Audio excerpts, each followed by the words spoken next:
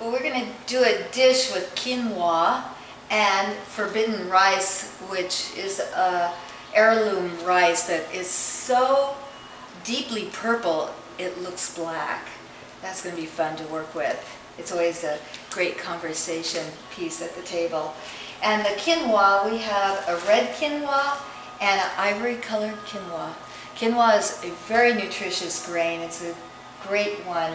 And adding it with the rice, it really just boosts the nutrition up. It has a lot of protein, it's alkalizing, it's nice and light. It's one of my favorite grains. Great. And the forbidden rice, it's called forbidden because in China, purple was the color for the emperors, for the royalty. So it was only for the royalty.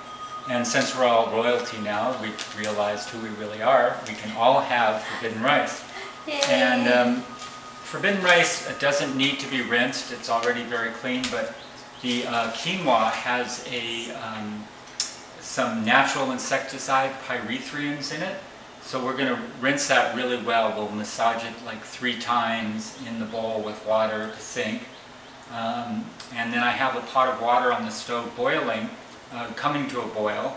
And when the water on the sink, I mix 2 cups of water for 1 cup of quinoa, and when that comes to a boil, quinoa or forbidden rice, then we'll pour it in and turn it down and let it simmer for about 20 minutes.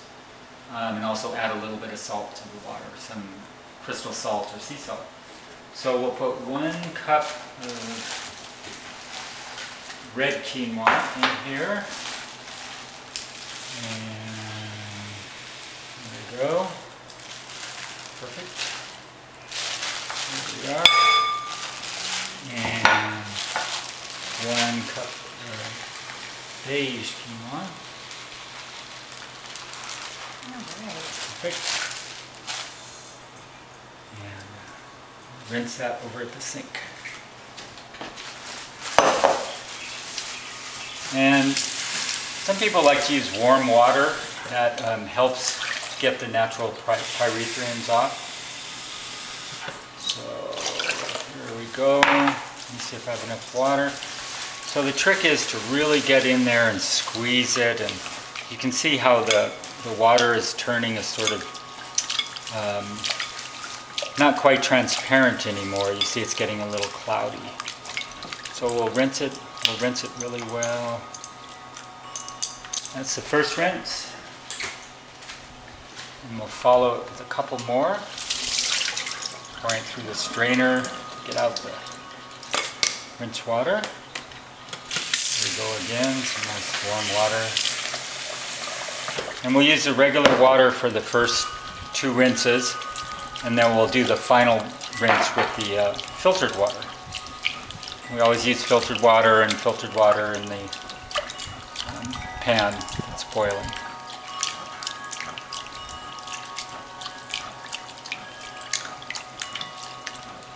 Okay, see how cloudy that is? It's all the natural pyrethriums.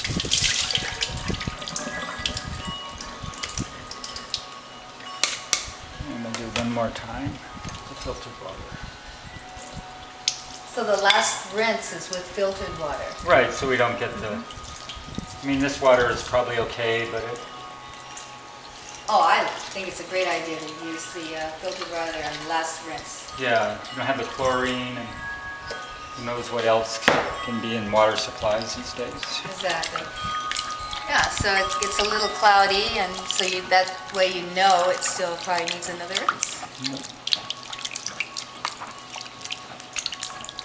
And one of the things I do is I wear these rings with, this is my rainbow ring and my Om ring, and this says Om Namah Shivaya, and so when I'm playing with food, the energy of those rings goes into the food. I love it. Isn't that nice? Yeah. Okay, there we go. I feel the energy or the, being joyful when you cook is so important because your attitude and goes right into the food, it seems. Yep. Okay, we have that. And we'll put 1 cup of forbidden rice in here.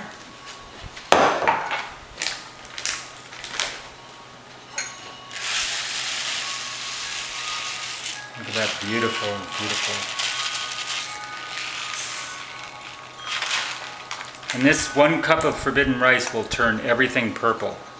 It's really beautiful. So it has that purple phytonutrient color, and it has a great texture. I really like it. I notice when I cook forbidden rice, I like to use a slightly larger pot than I normally would for other whole grain rices, because it likes to sputter and spit, and it gets purple all over my stove. Oh, But right. I found that if I use a slightly larger pot, that it doesn't escape and it stays in the pot and my stove stays clean.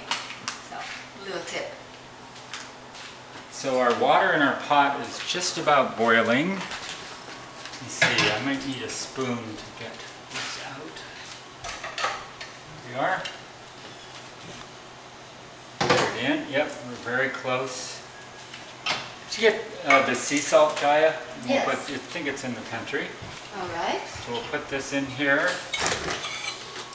I have 6 cups of water to my 3 cups of grain. This is a nice natural sea salt. A lot of good salts out today. You want to make sure you have a whole salt and not something that's been demineralized.